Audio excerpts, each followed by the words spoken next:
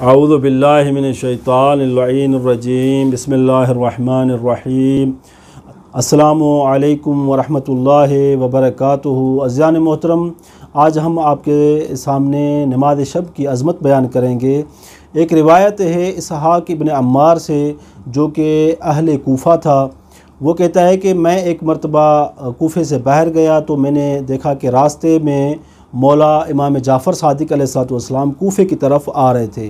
وہ مدینے سے کوفے کی طرف آ رہے تھے تو میں مولا سے اس جگہ پر ملا۔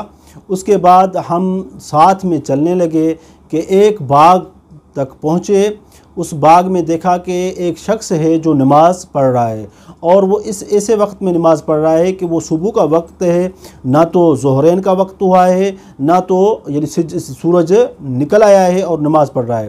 تو امام نے جیسے اس نے نماز ختم کی تو امام نے اس سے سوال کیا، اے شخص تو ابھی کون سی نماز پڑھ رہا ہے، جبکہ یہ وقت نہ تو کسی واجب نماز کا ہے نہ کسی مستحب نماز کا ہے، پھر تم کون سی نماز پڑھ رہے ہو؟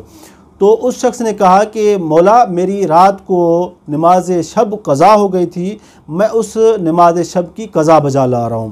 تو امام جعفر صادق علیہ السلام بہت خوش ہوئے اور اپنے غلام کو کہا کہ یہاں پر ہمارا سامان رکھو، آج ہم نماز بھی اس بندے کے ساتھ پڑھیں گے اور اس کے ساتھ ہی دوپہر کا کھانا کھائیں گے۔ تو جیسے ہی امام جعفر صادق علیہ السلام نے اس جگہ پر قیام کیا تو اسحاق ابن عمار کہتے ہیں کہ میں نے مولا سے سوال کیا، مولا کیا نماز شب کی قضا کرنے کی فضیلت اتنی زیادہ ہے؟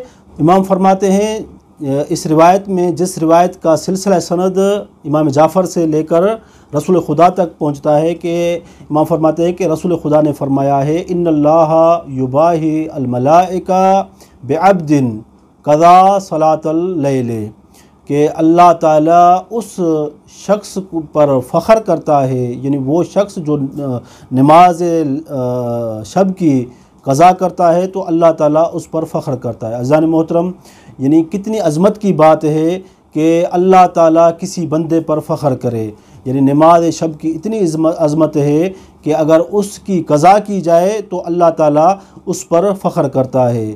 اللہ تعالیٰ ہم سب کو توفیق عطا کرے کہ ہم نماز شب ادا کریں اور نماز شب کی اہمیت کو سمجھیں۔ والسلام علیکم ورحمۃ اللہ وبرکاتہ، وصلی اللہ علی محمد وآلہ الطیبین الطاہرین۔